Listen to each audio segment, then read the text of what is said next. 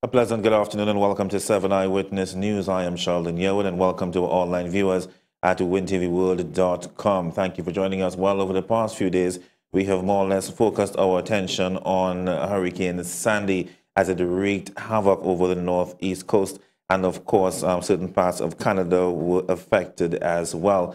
Today, cleanup efforts resumed, and of course, we will be in contact with Dr. Neil Parson and our Win TV correspondent, Nellen Hunt, to give us an overview of exactly how things are going in terms of the cleanup efforts.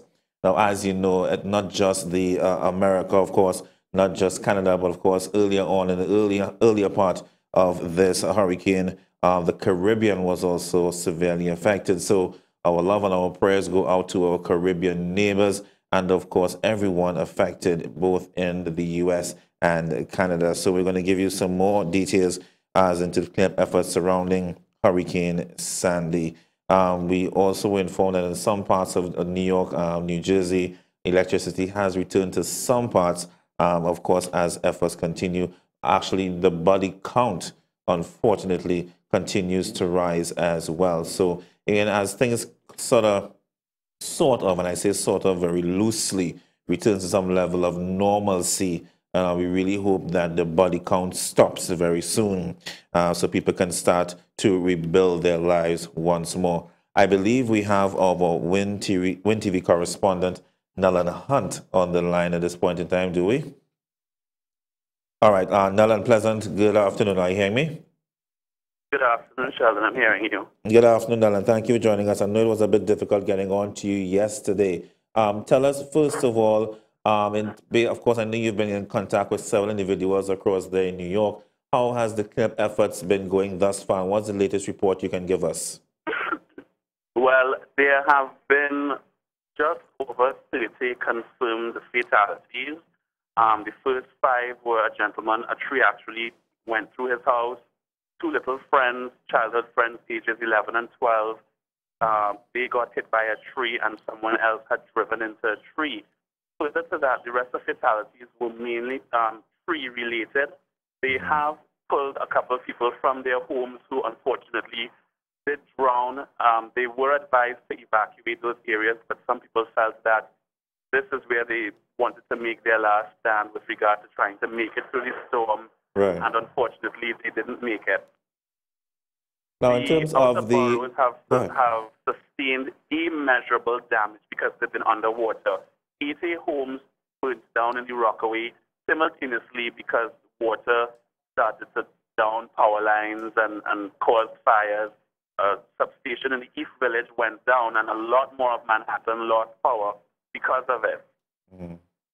Now, in terms of the cleanup efforts, Nellen, and the response by emergency personnel, would you say that things are moving at an acceptable pace? So that, and how could you estimate how soon things may return to some level of normalcy in New York City and other environs? With regard to cleanup, everyone has really been pulling their weight and just gone above and beyond the call of duty. Down at Ground Zero, where the new World Trade Center is going up, the water entered around that area, hindering transportation between New York and Staten Island and New Jersey. There is water in the subways right now. They are pumping out that water feverishly, and they're also trying to clean up as much of that damage as possible. Wall Street actually opened today, and they were fully functional. Wonderful. And trading took place as normal because, of course, it is the financial center of the country, and they needed to get there up and running more than ever. There have been police officers on every other corner within the city and in the outer boroughs. The police have been working overtime with the emergency management organization to make sure that people stay indoors, to make sure that they accept the evacuation offers that are being extended so that there are no more fatalities. Power is expected to return to the mid-20s to lower Manhattan by Saturday, but business places are opening on a limited basis so that they could at least try to recoup some of what they've lost over the past couple of days. And the city has begun to make offers of miniature and micro loans to businesses who sustained losses over the past few days due to closure. Mm-hmm. Now, in terms of the body count, now everybody is hoping that the body count stops. Nobody really wants to hear that another body was found. Now, in terms of what you've been hearing by the rescue personnel, would you say that that search for bodies is more or less on winding down, or are they expecting to find more bodies at this point in time? Unfortunately, the reality is they will probably, as they've said, find more bodies, because the main brunt of the storm was not the rain. The rain was consistent, yes, but it was more the tide rising and those surges that took over places that traditionally never even were touched by water. Right. This time around, a lot of people, as they've discovered, did not leave their homes. They've interviewed people who actually bought canoes and kayaks and had them in their living rooms. So that gives you an indication that rather than leave their homes behind, people thought that they could fight out the storm based on previous experiences. This storm was like no other, in that it went further west than anyone thought. It went further north than anyone thought. And that Gulf Stream that they depended on to wind the storm down was actually at its weakest in 40 years. That means the storm basically had free access anywhere it wanted to go. Now, and I want to switch my attention now to Canada. I mean, it hasn't, there hasn't been much of a heavy focus in terms of the impact on Canada, but they also felt the brunt of Hurricane Sandy. Tell us exactly how things are based on your reports, based on what you've heard thus far. How are things in Canada? So far, from what I've heard from people in Canada, downtown Toronto remained minimally functional, but nevertheless functional during all of this. It never came to a complete stop. The rain was like a consistent drizzle. It's still a very, very light drizzle now, but the wind was an issue. And because of the wind, a lot of trees were downed, a lot of homes were without electricity. There is one confirmed fatality, and that was a woman who was actually walking in downtown Toronto under a Staples. It's a stationery store, and their sign became loose and fell on her, and unfortunately she lost her life. So far, they were not able to ascertain if there are any more fatalities. Understood. But basically, that one is confirmed so far in Toronto. All right, Nalin, I want to thank you very much for giving us an update on the cleanup efforts in, of course, New York and environs, and, of course, what's happening in Canada. Thanks a lot. We will keep in touch with you. No problem. Keep safe. All right, thanks a lot. Of course, Nalin Hunt there from New York, our WIN TV correspondent, giving us an update on what took place in Canada as well as the cleanup efforts in New York. And, of course, based on the latest information coming in terms of the nationals living in New York, everyone, of course, safe and accounted for. Again, efforts are also underway for our Caribbean neighbors. We really don't want to forget our Caribbean neighbors, despite what's happening in New York, and our friends and family in New York. They were hit first, and we can't forget that Haiti, Cuba, even Haiti lost 51 lives. And I mean, it seems as though every time a disaster of this magnitude sweeps across this part of the world, Haiti somehow always seems to get hit. And I mean, we really have to send our prayers out to everyone in Haiti, Jamaica, and of course, Cuba as well. Let's take a short break. When we come back, we look at some news right here at home. Stay tuned. We'll be right back.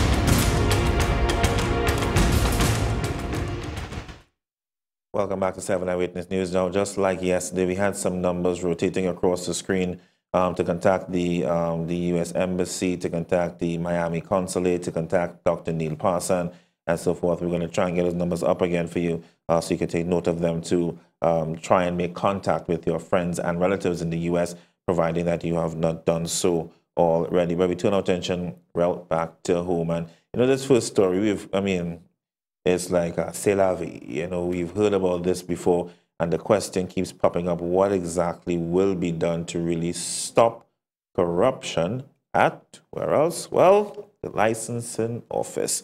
Well, in our first story, corruption at the licensing office is still the order of the day, says local government minister Dr. Suraj Ratan Rambachan. Minister Rambachan alleged that for many years, licensing officers have been encouraging persons to get away with illegal practices. He made the comment during the launch of the National Road Safety Campaign at the Hyatt Regency this morning. We still have stories in this country of trucks and taxis that do not reach the ramp of the licensing offices, and yet somehow they are passed. You know, the corruption in the system also has to be dealt with. Insisted these alleged corrupt practices contribute to the increase in road fatalities in the country.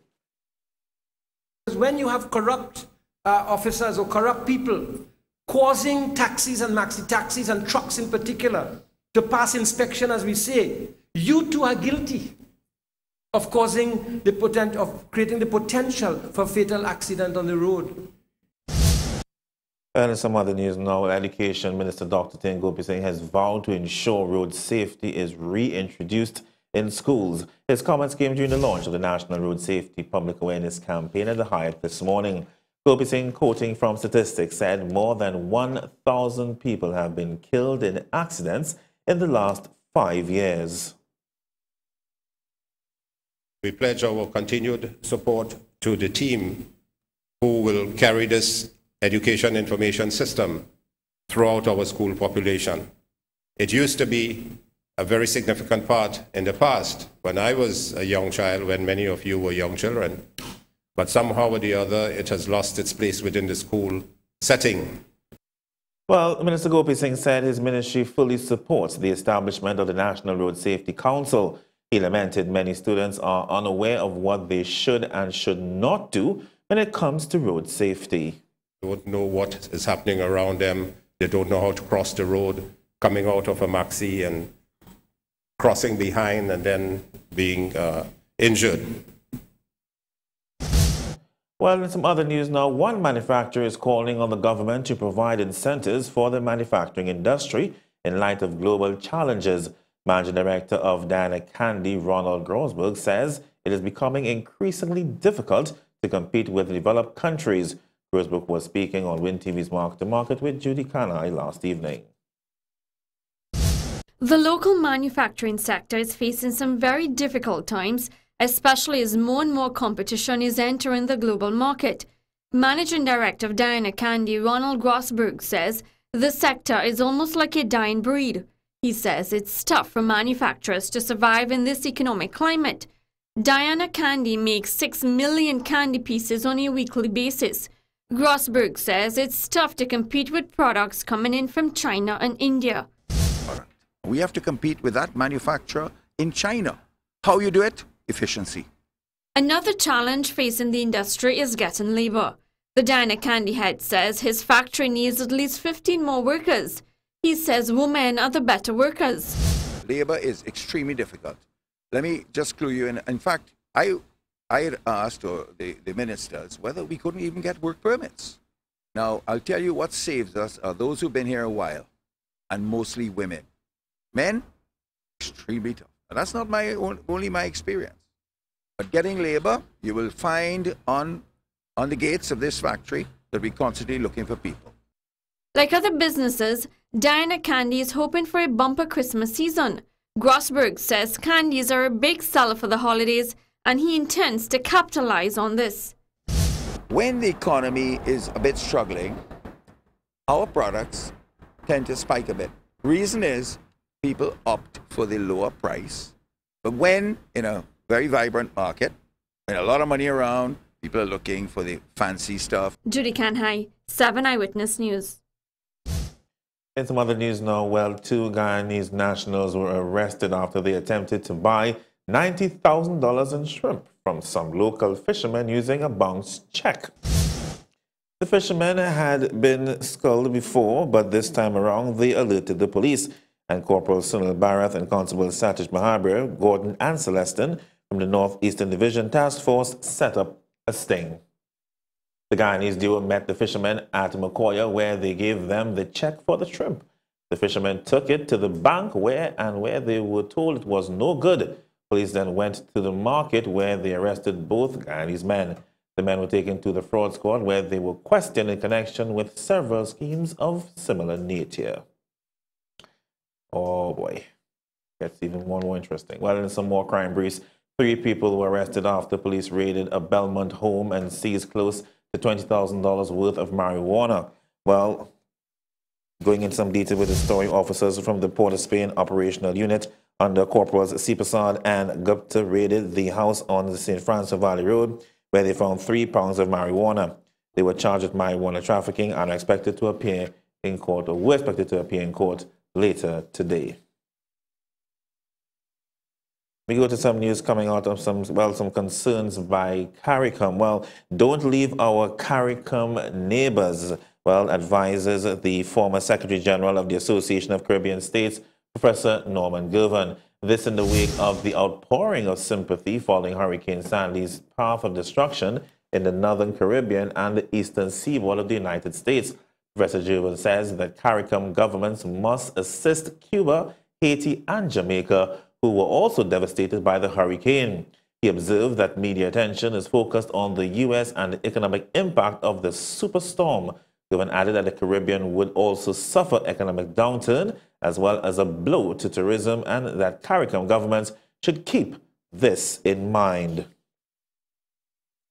And Caribbean Airlines Chairman Rabin Jamunan, well, confirmed flights to and from New York's JFK International Airport will resume today.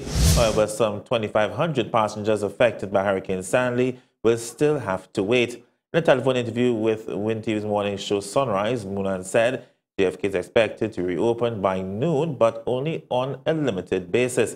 He said those scheduled to fly today will go first. Today, Hansley, is just to have the scheduled flights, the passengers on the scheduled flights today to fly out. Preliminary count gave us a figure of about 2,527. Wow. But you know, there would be some cancellations, and we expect by tomorrow we will start clearing up the backlog. When we come back from the break, reports of guns in primary schools, and you would not believe who's being alleged to actually be providing these guns. When we come back, lots more. Stay tuned.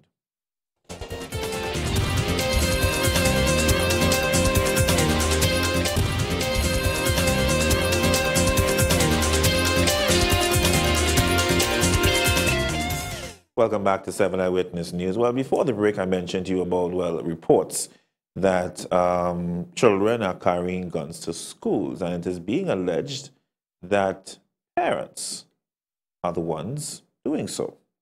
Let's go to that story. Well, some parents are giving guns to their children, using them to smuggle the illegal weapons, and these guns are finding their way into primary schools. This from National Security Minister Jack Warner, who made the chilling disclosure during a meeting with San Fernando businessmen on Tuesday evening. Warner said he recently met with primary school principals to discuss the issue. Are carrying guns for their parents. They call them gun sacks. And because they believe that the police wouldn't go after the children, the adults are giving them the guns to carry. What is even more worrying, Warner said, is that some of these children are using the guns to, in his words, create problems at school. And because they go to school and they have access to guns and so on, they are the bad ones in school at 7 and 8. Warner once again reminded the gathering that everybody has a responsibility in the fight against crime. Youth development continues or remains a priority for the government, says Minister of Gender, Youth and Child Development, Marlene Coudray. And soon many of these programs will be taken to the city of San Fernando. Coudray's assurance came during a meeting held with the San Fernando Business Association on Tuesday evening. She explained the programs are aimed at moving young people away from the influence of criminals and crime. And I've come here to assure the San Fernando business community that the Ministry of Gender, Youth and Child Development has a range of programs that would deal with the youth and the concerns in terms of the youth and crime. Coudray noted the programs is a collaboration between several ministries. Some of the resources have been allocated, and the ministry is supposed to be dealing with the soft side in terms of partnering with national security and other ministries in terms of social intervention. In some other news now, staying with crime, well, in a different form. A police uniform is not a license to insult or intimidate members of the public. So says Minister of Labour Earl MacLeod, who made the comment during a meeting with Marbella residents on Tuesday night. The meeting was part of the Police Complaints Authority's nationwide campaign to sensitize members of the public. We'll bring you more details in this story and more during our Newsmaker segment later on during the course of the program. And well, Vision on a Mission. The President Wayne Chan says crime will decrease if ex-prisoners are employed. Speaking on Win TV's Sunrise Morning Show, he said over 130 persons are released from prison every week, and if they can't get jobs, well, they will turn to crime. Why the crime is not decreasing? When you have 100 and something persons being released from prison who serve 5 years, 3 years, and they are unemployed, they're going back to actually push a man for some drugs. Yeah. They're going back to take up the gun to live because they ain't going to lie down on the back like a frog and die. I don't know.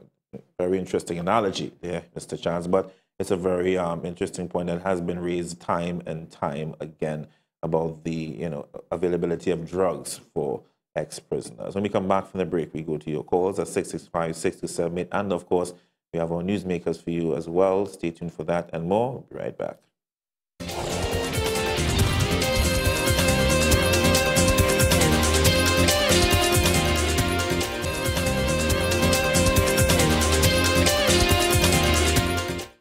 Welcome back to 7 Eyewitness News. I don't know if we can have those numbers up in the next couple of minutes that we showed yesterday.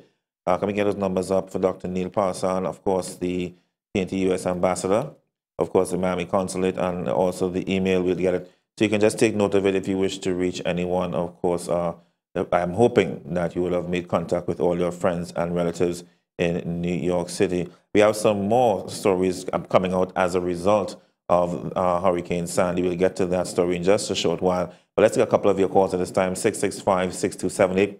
That's 665-6278. Caller, a pleasant day on the air. Welcome to the program. I also have an announcement to make as well. I want people to pay attention to very carefully. Caller on the air, go ahead.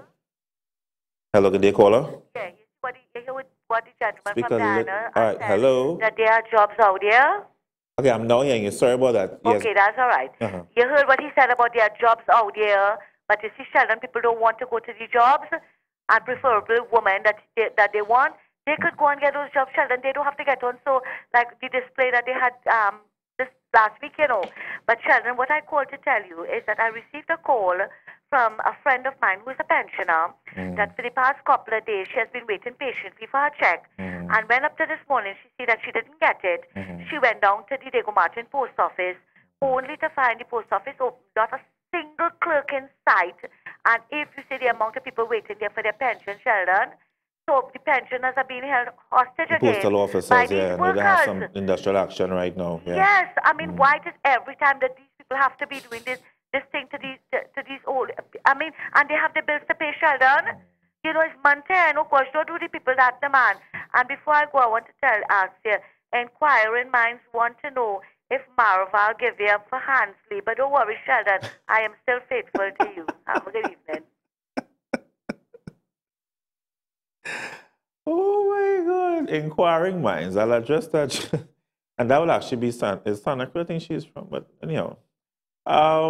Santa Cruz, right. I'll deal with that just now. Let me do something that I found out this morning first, which is of more importance to the public, I'm sure. The issue of, I've been getting reports, and I found it this morning from the local board in San Fernando, that I need people to be very resilient when they go to their MPs' offices and they ask them, the MPs or whoever is working there, to follow up on cases for them, whether it be concerning your disability grants or whatever it is that needs to be forwarded to the actual local boards in your area. Because what I found out this morning, many times these reports that you will take your time and go and make to the local boards or to the MP's office, they don't reach the boards. They are not reaching the boards. So if you believe why things are taking long, it could be a possibility that whoever in the MP office, or could be the MP themselves, not forwarding the information to the local boards, and therefore you're wondering why it's taking long. And it may seem as though it's the board that's not processing the information, but it may just be that the MP or your representative's office, they are not handling it. So my advice is to kind of grill the individuals at the office and deal with that, please. So that's one. Listen to me, viewers. Whatever gross Ms. Santa Cruz have, if you realize I have been laughing through the whole thing and smiling because I have no gross towards her. She was probably, as I said, offended by the point that, you know, when Hines came on the show or we didn't take the calls at the time or whatever, I mean, listen to me. It doesn't bother me. Hansley and I spoke about it. If she chooses not to look at me again, I have a problem with that. And I really don't care. So I'll be honest, because I am not going to be offended. I will not be disrespected. And at the end of the day, even if you don't like something or you don't share opinion or you may be concerned about something, that's fine. But don't disrespect me, right? And I wish her all the best. You know, she used to call me off air to assist with one thing or the other, and I had no problem. But again, people, as I always say, are so politically charged in this country that from the time you air something or do something, or she may not like the fact that when Hines and I shook hands, I laughed. I laughed at one of my guests. And, you know, I always say it was a plus for me, but people have all sort of perceptions about Win TV. I hear it all the time, and it doesn't really bother me. You understand? Hansley has his position, and there are those who will call Hansley and they will take offense to his position at times. Does that mean that that will waiver him from what he has to do? No, it doesn't. Same thing with me. I have taken a particular position and I don't deal well with arrogance. I really don't. So at the end of the day, that is just my position. My demeanor is always a calm one, and I have nothing against her, but I would not be disrespected by anyone. And if it is someone's mantra to call every day and talk about the same thing, that's your prerogative.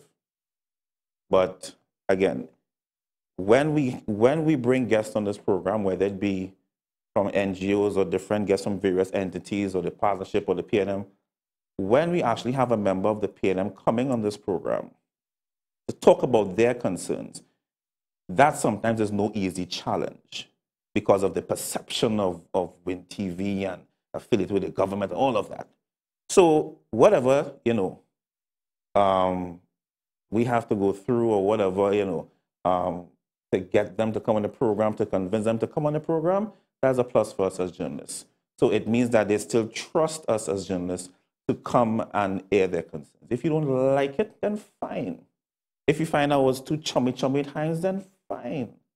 But at the end of the day, every guest that actually have graced this set, whether partnership, PNM, whoever, they've all got the same level of respect and love from me. So for the caller from Santa Cruz, I don't care. Let's continue with your calls. Call on here, go ahead. Hey. Yes, Father.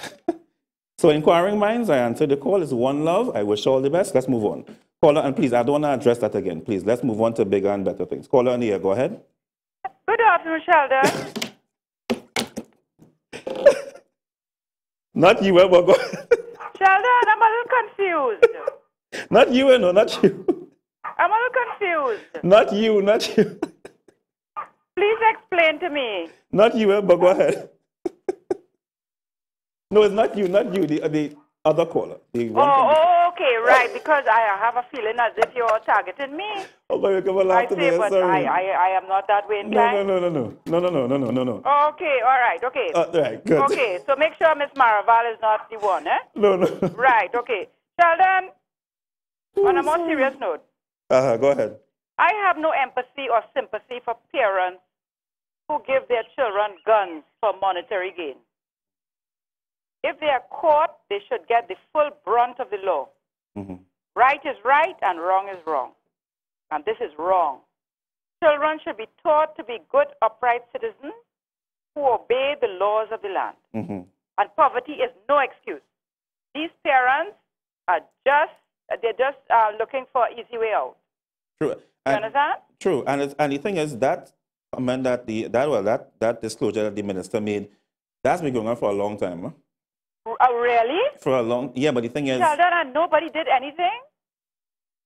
It didn't come out in the public domain? It didn't come out in the media? Yeah, but you see, you actually have, the thing is to uproot and actually find these individuals. That is where I always say comes... That's why I say the political will. With a gun. You say, who are your parents? Daddy is Mr. So-and-so. Mommy is Miss So-and-so. And you go and get them. What is the problem? Political will of the police. You understand? I call you both there. There you go. You know? There you go, Sheldon. There All right. you go. Thanks a lot. Right. All right.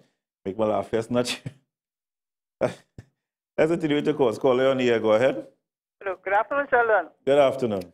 I want to add my voice to that of the chairperson of the Tunapuna Piako Regional Corporation and asking Dr. Keith Rowley to resign and remove himself as leader of the opposition. We had a motion of no confidence in the Prime Minister. It has failed. He has had a motion of censure in the AG. That too has failed. And according to the system we live under, that's the Westminster system, one does the honorable thing and resign when they have got this kind of failure. And Keith Rowley, to me, is in that book, is quickly moving to that of Mr. Patrick Mine to become a successful failure. Finally, let me say that when I hear Dr. Rowley and Mr. Hines saying we want election now, I want to remind them the only sitting government that called an election after 2.5 years was a PNM government. And that is not going to happen under this government. You'll have to wait for 2050. Thank you, my friend. All right. Thank you very much for your comment. Let's continue with your course. Caller on the air. Go ahead. A pleasant good afternoon. Welcome to the program. Hello, good afternoon, caller. Good afternoon, Sheldon. Good afternoon. Sheldon, I must say that Ms. Marval, we don't always share the same point of view, but I must commend her. She's always very articulate and very respectful. I always listen to her. I always look forward to hearing her. Very articulate and very respectful, Ms. Marval. I always listen to you, although we don't share the same opinion. Sheldon, I want to refer to last Friday, where the government and the Prime Minister were successful with the censure against the Attorney General and with respect to Section 34. But I want to leave this statement with the Prime Minister and the government. Success without honor, without integrity, without fair play, without justice and truth is like eating unseasoned food. It will satisfy your hunger, but it will not taste good. I wanted the Prime Minister and the government to remember this name, Lance Armstrong. He has been the most successful road cyclist ever, and he's now being chastised by all world organizations. Take note, Prime Minister. Have a good afternoon. Thank you very much. Thank you very much for your comment. Let's continue let's take two more calls, then we'll go to the story, of course, in relation to the Hurricane Sandy, where the fallout for TNT export market could take place as a result of the hurricane. We spoke to some individuals. They will hear what they have to say. Caller on the air. Go ahead. Good afternoon. Good afternoon. I don't know what kind of mood you're in this afternoon. I hope What's you're that? in a pleasant mood. I want to go into the health sector a little bit. Sure. I don't know if you can hear me. Loud and clear. Go ahead. Yeah, okay, very well. One of the things is that I don't know how the media houses operate pertaining to investigative work. But I have a son who is in Mount Hope Pediatric section of the Wendy Fitzwilliams section of Mount Hope. For the last 3 days, he has been diagnosed with dengue since Friday, and we couldn't do any blood count business until Monday. All right, do me a favor. I want you to hear me out first. All right, go ahead. I am kind of fed up. hearing about unionized people taking time off, right, to strike, especially in the health sector, pertaining to people and their health. Trinidad and Tobago should take a pattern from what is happening in the other parts of the world, where the health workers as the first one is rushed to do things to help people. We don't run from the issues. The unions in this country are basically the union heads, are the one who is bringing down this country on a daily basis. You telling me in the health sector you are asking people to strike? I mean, God have mercy on our souls, my friend. To do blood tests, it have one person in the lab working, and we can't get blood tests done for many children who are standing, sitting, waiting in these hospitals. I mean, something has to be wrong with these leaders and so-called leaders of union, because the time is now for we to realize that those union leaders only enjoy benefits for themselves, not for anybody else. And the media houses tends to promote these people in every nook and cranny. They raise their voice. I find this is stupid, utter stupidness going on in this place, especially with union people. I don't care who they are and where they come from, because people in the health sector are not supposed to strike. They're not supposed to strike. And I hope and pray to God that the media houses could go and investigate these matters and get it on the right track and report it as per happening. No mimic about it. All right. Thank you very much, Sheldon. I'll ask you a favor before you go. You still there? Yeah. Right. Going back to your son's individual situation, what I normally do, cases like that, if you text me the information via our text line, can we just get that for a second? I will forward it directly to the Minister of Health. He has said it so time and time again on the set of medical matters, and I'll say it to you as well. Text me your son's name. It's up on the screen. Text me your son's name, information, whatever, and I'll just forward it to him. And he could always call me during the day, you know, off the air. I will text you if you give me a time frame and a time factor after the program. Text it now. You can text it now. Text it now. Okay, very well. All right, no problem. All okay, right? thanks. That's the text number there? Yeah, that's it. I'll leave it up for a little while. Okay, thank you very much, Sheldon. No problem. Take care, have a blessed evening. You too, sir. And my mood, and don't worry, my mood is fine. I just don't like dealing with what I consider irrelevant issues. You know what I mean? So let's hope that's the last of that talk about our beloved caller. Caller, you're on the air. Go ahead. There's a lot of people who did not get their pension checks in different areas because the postal agency is on strike. Wow. All right, let's get another caller on the air. Go ahead. Good afternoon, Sheldon. How are you? I am blessed, thank you. I'm calling to talk about this government. What is government really doing to the poor people in this country, Sheldon?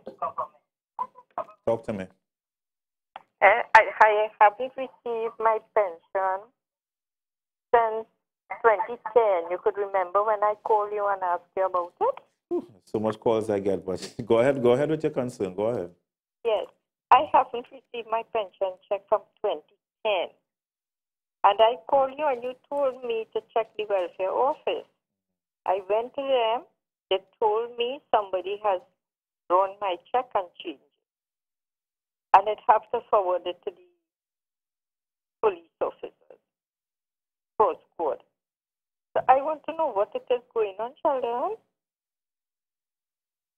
There's a lot of, you know, and that lady's voice here is the voice of many in the country. There's a lot of turmoil and concern by people about some of the things that are happening. All I can say, this is why I always tell people that I really don't promote, you know, the animosity and the arrogance. I really just don't promote that. I think we all need to get together as a people, the government and the opposition. I really need to come together and deal with, because the social ills of this country cannot be solved by the government. So I don't know when we will realize that. And we need to come together. So the constant breaking and fighting, who don't like who and who don't like, we ain't reaching anywhere. And I don't know when we'll realize that, and realize that our children and our children's children will be better off for it if we really come together as a people. But some people are stuck in their ways, and that's just the reality that we live in. Just have to keep praying, my dear. Just keep praying. I want to go to the story quickly before we continue with your calls. as we turn our attention again, once again, to the situation of Hurricane Sandy and how it will impact us here in Trinidad and Tobago. Now, as New Yorkers struggle to rebuild their homes following the devastation left by Sandy, the economic impact runs into the billions. The fallout from this will not only be felt in the U.S., it could trickle down to countries like Trinidad and Tobago. Financial analyst Jason Julian says our export market could be affected, especially the export of LNG to the United States. Whatever is necessary to bring them back up to speed may have an impact in terms of maybe export demand for energy, because you're gonna have all these businesses which would normally be online and then sucking energy, being offline and not pulling energy, and therefore households as well too. And therefore that's going to affect the demand for fuel and power.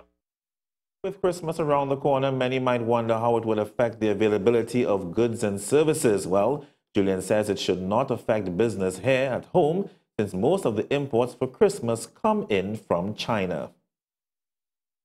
So from a trade point of view, I don't think you're going to see an incremental impact in terms of the cost of those things.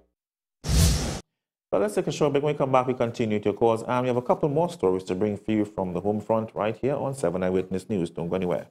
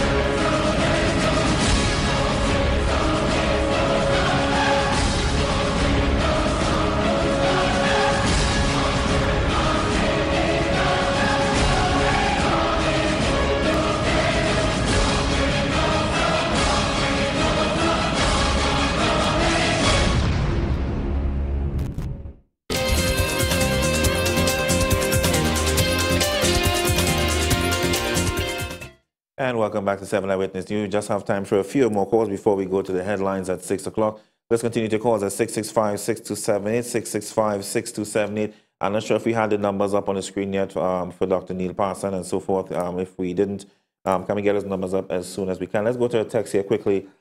This just proves in this country that people don't care about people. All they care about is money and themselves. These postal workers choose to strike at this time because they are using these poor pensioners as scapegoats to get the biggest impact from them not getting their pension.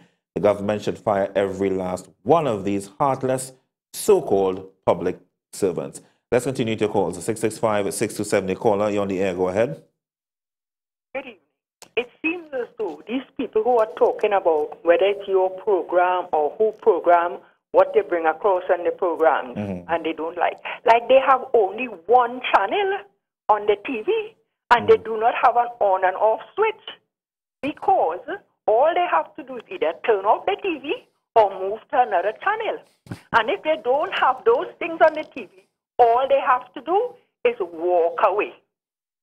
And the next thing, all these people who are talking about the postal workers who are striking, the nurses, the doctors in the hospitals, whoever striking, you could tell that they are not working in those organizations, because if they were working there, they would have strike as well.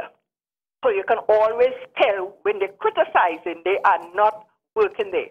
And how long the government said they were going to introduce where money was going straight into the bank. And they haven't done that yet. So tell the people, don't be biased. If they were working with the postal or whoever, they would have gone on strike the same way. So tell them to hush them out and let the other people know. Get a TV that have more than one channel and they have an on and off switch. I'll go on. Thank you. Thank you very much, caller, for your comments. Ooh, plenty heat in the place to live, boy. I still share Ajman. Love from my end, yes. Yes, and but thank you very much for your comments, and I'm sure the callers got your message loud and clear. Caller, you're on the air, go ahead.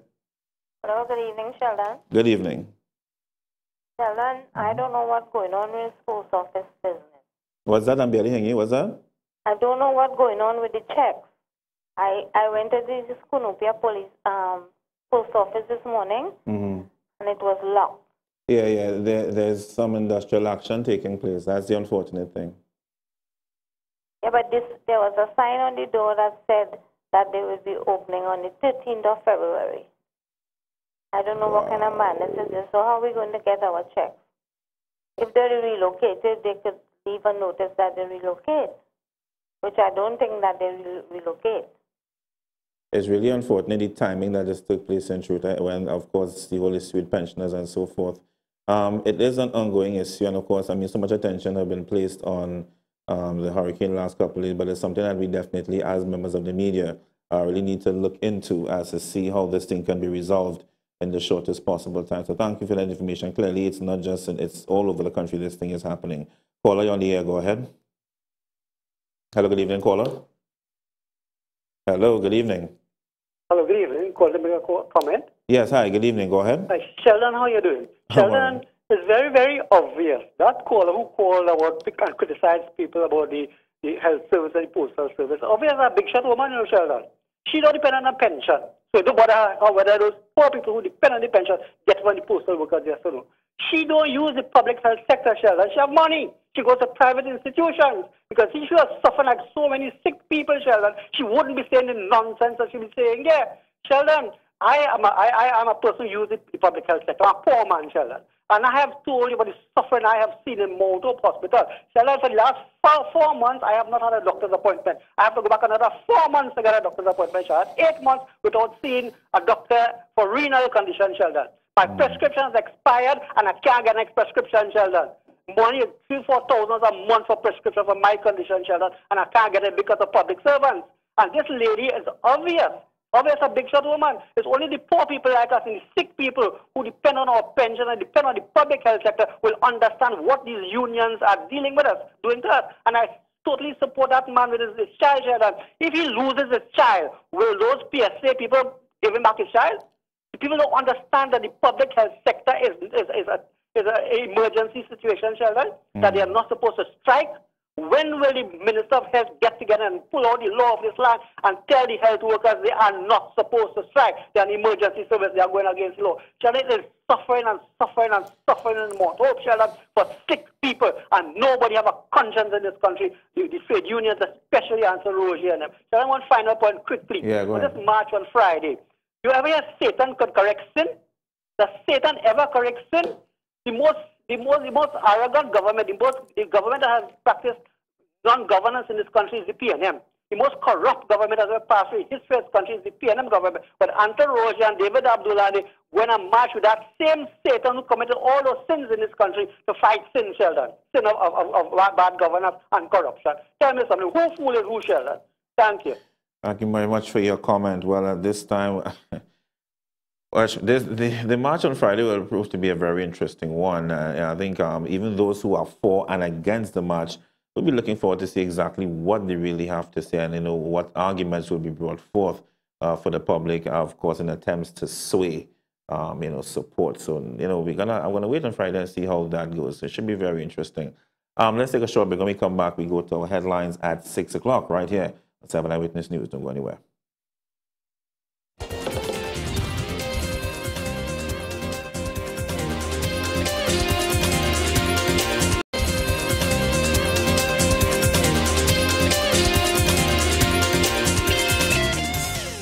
Welcome back to 7 Eyewitness News right here on WIN TV. Let's go now straight to our 6 o'clock headlines. Well, corruption at the licensing office is still the order of the day, says local government minister Dr. Suraj Ratan Ramachan. Minister Ramachan alleged that for many years, licensing officers have been encouraging persons to get away with illegal practices. He made the comment during the launch of the National Road Safety Campaign at the Hyatt Regency this morning. And taxis that do not reach the ramp of the licensing offices, and yet somehow they are passed. you know, the corruption in the system also has to be dealt with. Ramachan insisted these alleged corrupt practices contribute to the increase in road fatalities in the country. When you have corrupt officers or corrupt people causing taxis and maxi taxis and trucks in particular to pass inspection, as we say, you too are guilty of causing of creating the potential for fatal accident on the road. Some other news now. Well, a police uniform is not a license to insult or intimidate members of the public. So says Minister of Labour Errol McLeod, who made the comment during a meeting with Marbella residents on Tuesday night. The meeting was part of the Police Complaints Authority's nationwide campaign to sensitize members of the public. McLeod, who is the MP for part of Marbella, says the police service is in dire need of change. Sometimes the desire for change has been frustrated by those who seem to subscribe to the notion that wearing a police uniform is tantamount to a license to dehumanize, to insult, and often to intimidate members of the public. McLeod reminded the public that they are also responsible for setting proper examples for the youth and criticized some citizens for claiming police brutality while inciting violence. Youth is no excuse for engaging in acts of lawless, unpatriotic behavior. Do not commit or participate in acts of uncivic behavior on the one hand and complain about police brutality on the other. And the Education Minister Dr. Tin Gopi Singh has vowed to ensure road safety is reintroduced in schools. His comments came during the launch of the National Road Safety Public Awareness Campaign at the Hyatt this morning. Gopi Singh, quoting from statistics, said more than 1,000 people have been killed in accidents in the last 5 years. We pledge our continued support to the team who will carry this education information system throughout our school population. It used to be a very significant part in the past when I was a young child, when many of you were young children. But somehow or the other, it has lost its place within the school setting. He said his ministry fully supports the establishment of the National Road Safety Council. He lamented many students are unaware of what they should and should not do when it comes to road safety. The children don't know what is happening around them. They don't know how to cross the road, coming out of a maxi and crossing behind and then being injured. Let's take a short break. When we come back, lots more on Eyewitness News. Don't go anywhere. Stay tuned.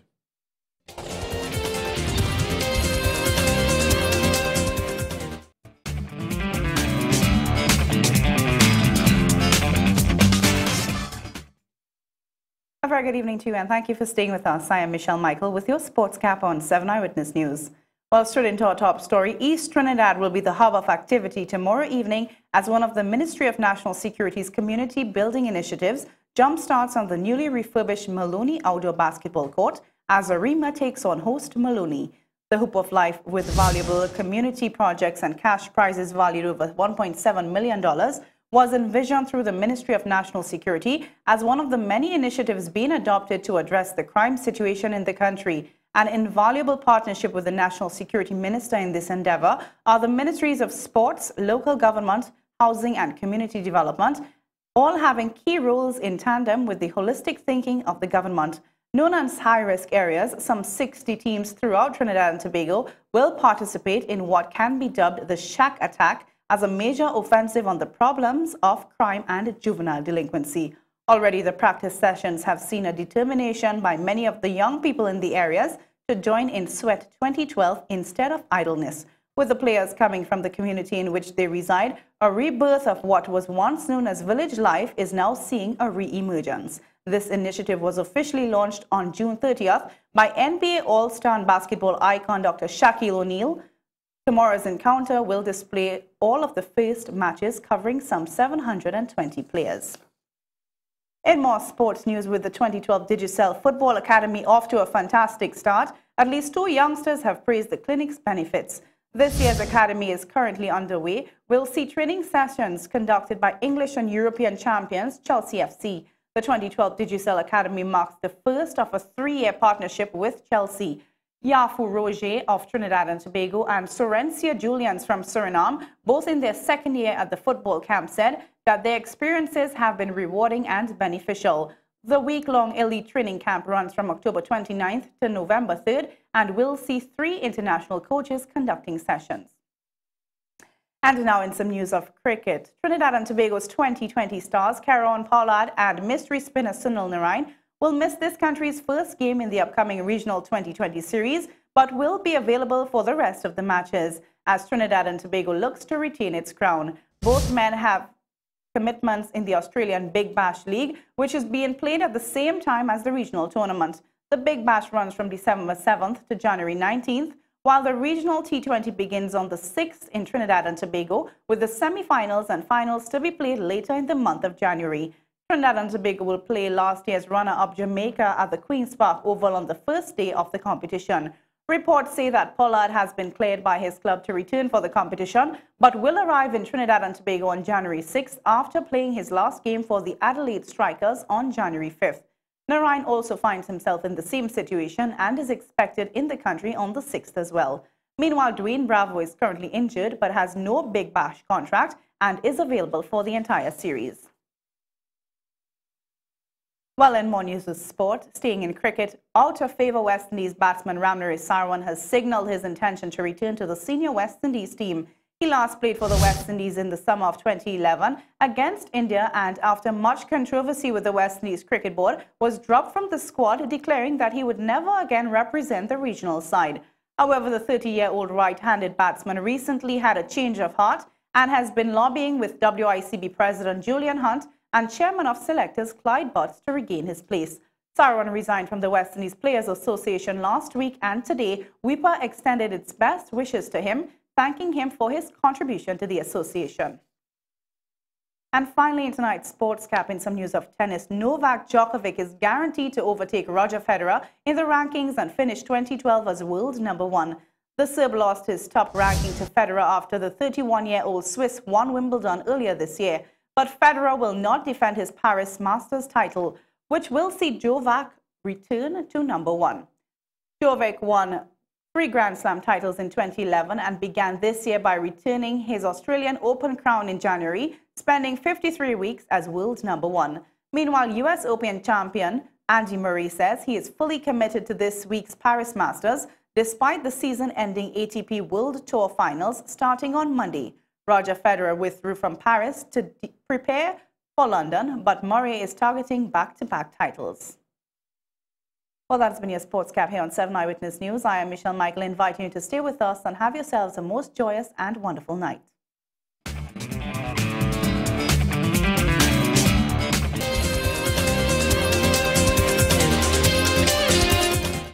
Welcome back to 7 Eyewitness News. Thanks to Ms. Michelle Michael for our Sports Cap report, as always.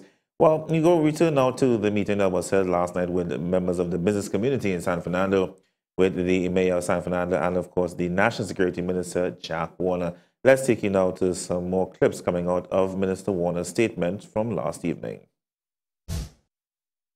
Last Friday, Mervyn and I and a group of police officers talking to 12 principals from 12 primary schools in Laventille, Morva. Children as young as 7. Ask him. Because I'm a politician and possibly I'm a liar, as you might feel. But ask the police, he was there. And children as young as 7 are carrying guns for their parents. They call them gun sacks. And because they believe that the police wouldn't go after the children, the adults are giving them the guns to carry and to hold and to hide.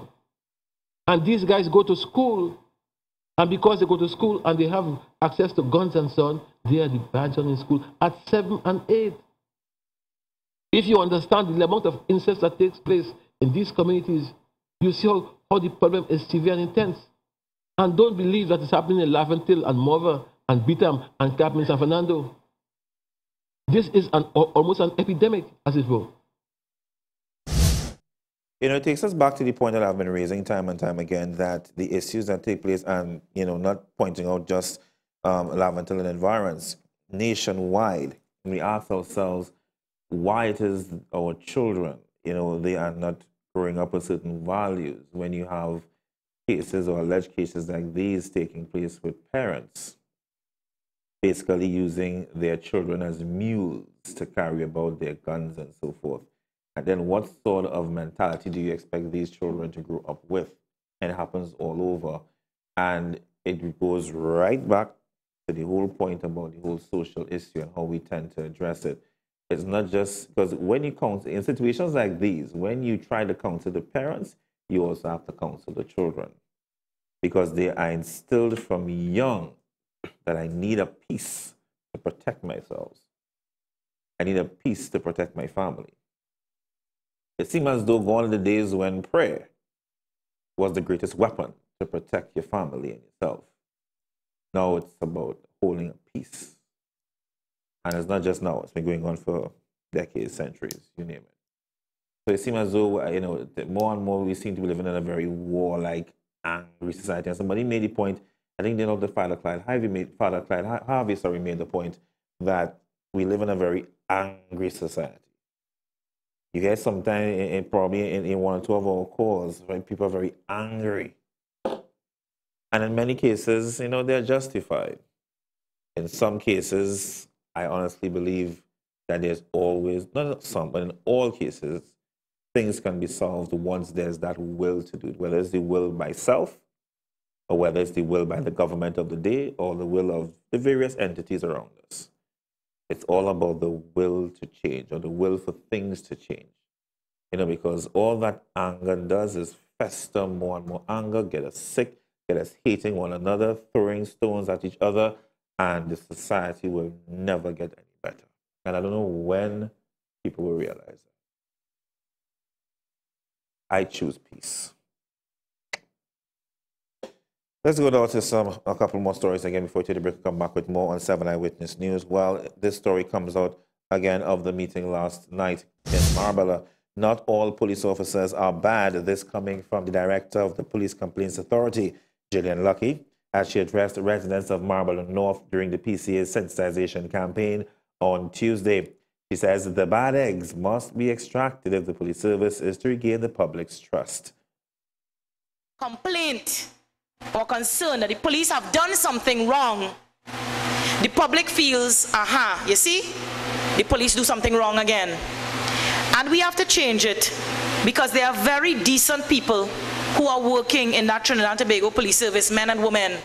And they could not be happy knowing that a whole nation, or a lot of our nation, feels that they are corrupt or they're doing wrong things. We have to make sure that we get rid of those causing a bad name. Lucky says the Police Complaints Authority serves both the police service and the public, and respect must flow both ways. She says while the PC addresses misdemeanor on the part of the police officers, offenses against the police by members of the public must not be taken lightly. Both ways.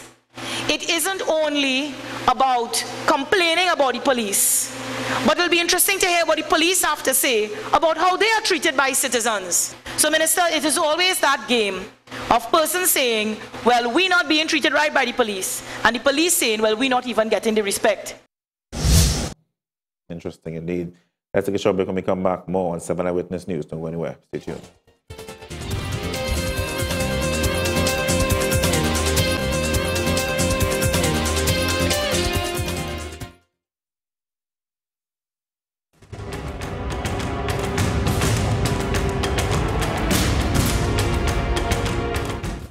Welcome back to 7 Eyewitness News. Of course, on the third day, as we continue to look at the developments of Hurricane Sandy, we just want to say once again that we are so eternally grateful that, of course, no nationals in New York lives were lost. We are also eternally grateful that our Caribbean neighbors, that the body count, the death count, was, of course, not as large as many thought it would have been. Of course, we do send our condolences to those who lost their loved ones in Haiti, Jamaica, and in Cuba. Things are more or less winding down where that is concerned in terms of the actual hurricane. But of course, now comes the real task of rebuilding these various countries and, of course, islands. So, again, our prayers go out to all of them. The big issue, what's going on with the pension checks? Well, actually, we just received a press release. Just received a press release about less than 5 minutes ago from the Ministry of the People, and it reads very brief. Right, I'm going to read it as is. It came from the Minister's office. The Ministry of the People and Social Development wishes to advise recipients of the Senior Citizens Pension, Disability Assistance Grant, and Public Assistance Grant that due to problems beyond our control, checks for the month of November 2012 may be delivered late. The Ministry regrets any inconvenience caused and is prepared to offer assistance to any client who is in immediate need. Please be assured that the Ministry is working with stakeholders to ensure that checks are delivered as soon as possible. I'll read it again. The Ministry of the People and Social Development wishes to advise recipients of the Senior Citizens Pension, Disability Assistance Grant and the Public Assistance Grant that due to problems beyond our control, checks for the month of November 2012 may be delivered late. The Ministry regrets any inconvenience caused and is prepared to offer assistance to any client who is in immediate need. Please be assured that the Ministry is working with stakeholders to ensure that checks are delivered as soon as possible. All right, now, everybody, I'm sure, is in an immediate need. So I'm hoping that, of course, this is rectified. Now, I'm going to give you a number here, and I want people to write it down. I'm going to ask our CG operator as well to take some information as well. And I'm not sure how many people actually have this number, but I'm going to give it to you because I think this is something that really needs to be done. All right. Now, there's some numbers here on the press release. I'm going to give you the direct lines. I'm not going to give the cell contact. I'm going to give the direct lines. Right. So I'm going out on a limb here and give the public this number. Now, the number is 625-5258 or 623-9904. That's 625-5258 or 623-9904. All right. Those are two direct lines that you can call the Ministry of the People to get some information, or as they stated, they're willing to offer whatever assistance they could for those in immediate need. Let me say it again. I don't know if you have a chance to get up on the screen. 625-5258 or 623-9904. So we get those numbers up on the screen. Great. Let's get up so we can let the public take note of it and give them a call tomorrow. Let's go now to another press release, and this one I found very interesting from WASA. Now, the authority notes as a matter of concern recent appearances of a press advertisement as well as an outdoor signboard offering the supply of water for a fee. It is incumbent upon the authority, therefore, to bring public attention to the law governing the supply of water with particular reference to the person and or entity currently engaged in the unauthorized supply of water. By virtue of Section 42 of the Water and Sewerage Authority Act, only the authority can administer the supply of water. There exists an exception to the rule that can be applied to fire services, the municipal regional corporations, or an unauthorized private contractor in cases of emergency or necessity. In these special situations, supply is obtained by fire services via its hydrants or at water trucking filling bays under the management and control of the authority. And the law further provides if any owner or occupier of premises supplied with water by the authority without consent supplies or willfully permits another person to take any of that water for use in other premises, such persons will be liable to a fine.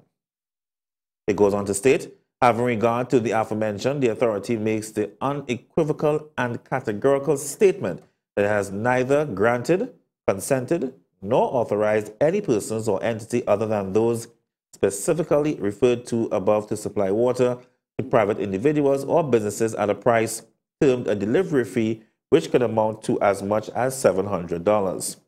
In closing, the authority is therefore giving notice of its intention to pursue legal action and to impose all available penalties and fines against any and all such persons, entities who engage in the unauthorized supply of water to consumers in contravention of the WASA Act and to protect its legal right as the sole supplier or provider of water in Trinidad and Tobago. Submitted by Ms. Ellen Lewis, Head of Corporate Communications. Let's take a break. More return. Stay tuned right here to 7 Eyewitness News.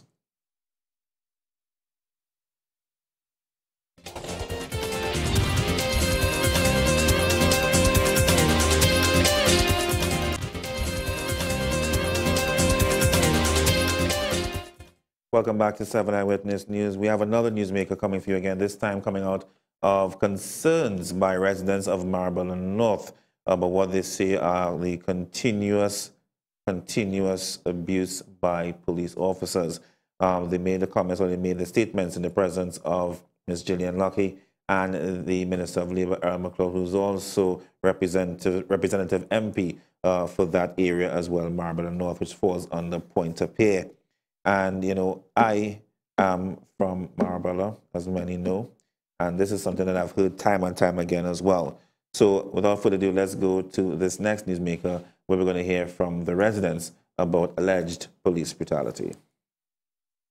These police and them, they always be on my case. They always target me right through when they see me. They will pass and say, boy, we are some here for you. Want me what a case today and just be on me. So I would just like to know if it's okay for them to do just take advantage on people just go. Earlier this year, my brother and I took a walk to the Market Street in Marbella. And on our way walking, two police officers came out of the car. One of them took out his firearm and started pointing it at us and using obscene and asking us what we doing here. So we started telling them that we just walk in. They told us to put our hands on the car and don't move. While searching us, the other police officer grabbed my private part. So I asked him how you could do me this. He started cussing me and telling me that I have to take that. I want to know if that's right.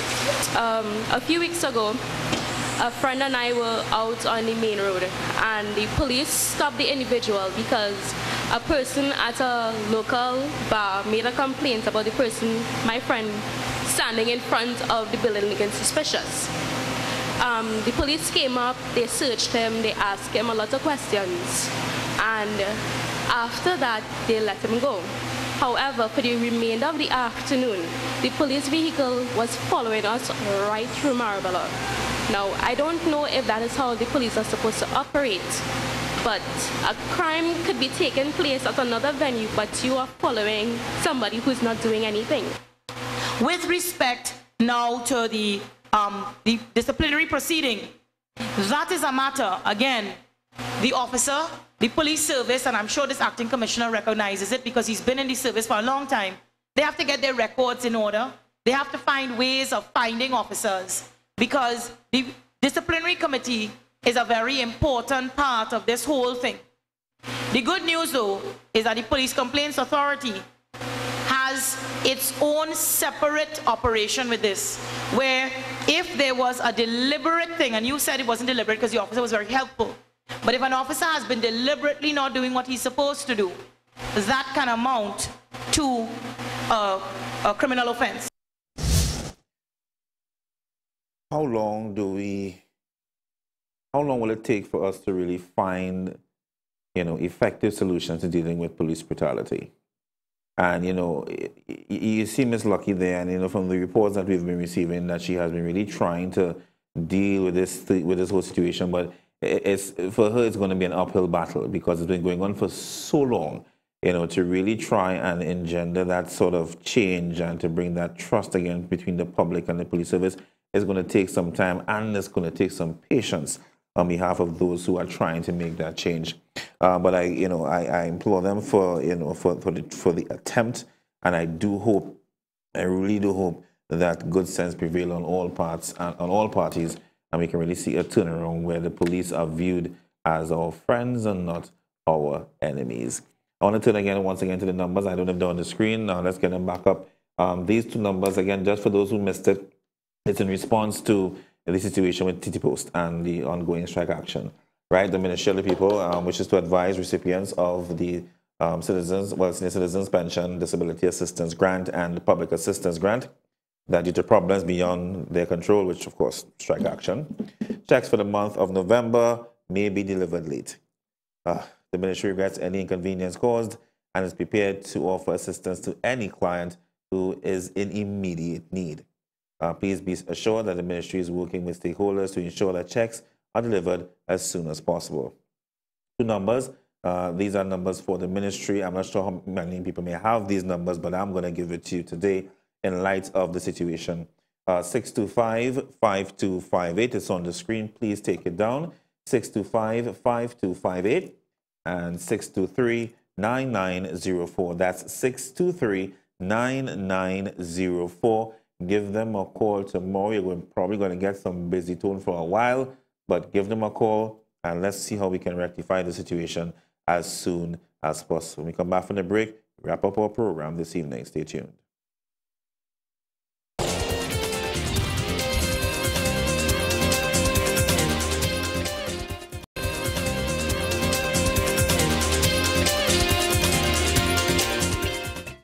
Welcome back to 7 Eyewitness News, and thank you for staying with us. Of course, wonderful program as always, indeed. Just want to close off with some text here quickly. Well, no, of course, I'm going to say this, but of course, you must check with your doctor first. But I've heard this before. You've heard, of course, the elderly speak about, the good old days of the bush remedies. And you've heard this in reference to dengue fever. And someone is suggesting, this is for the gentleman who called about his son in the hospital, that blend and drink pawpaw leaves. Right, I think 1 to 4 leaves for 2 days. I think that's how they're trying to phrase it here. Right, drink pawpaw leaves, blend it, drink it. Of course, with the water, the case may be 1 to 4 leaves for 2 days. All right. Again, you can still check with your doctor to think, but I've heard this before, and I've heard it actually can reduce the fever as well. A couple of texts came in before. I didn't get a chance to read probably yesterday or so. Trinidad was hit by a hurricane already, and there were deaths and of homes were damaged, and we were able to deal with it. Let's put God first. I totally agree. We continue now. Someone's told this is reference to the whole issue of healthcare. Someone saying here good things happening at the Sandy Grande Hospital and the Cancer Center. I've been there. I've been to these two places, and I've seen excellent service taking place. All right. And of course, in respect, someone talks about disability grant. Yes, it's all services in terms of the grants have been affected. So all the grants, whether we've seen a citizens grant, disability, public assistance. Again, the numbers, just get them back on the screen one more time before we close off the program this evening. Can we get them up one more time? All right, and I'll put it up here. All right, the numbers are 625-5258, 625-5258, or 623-9904. That's 625-5258 or 623-9904. All right, so call those numbers, and I do hope that you get some level of assistance when you call tomorrow, of course, and I do hope that this impasse with TT Post is resolved as soon as possible. We've come to the end of our program. Thank you so much for joining us once again at 7 o'clock. We have the evening edition news with Samantha Ratton. Stay tuned, and God bless you. Take care.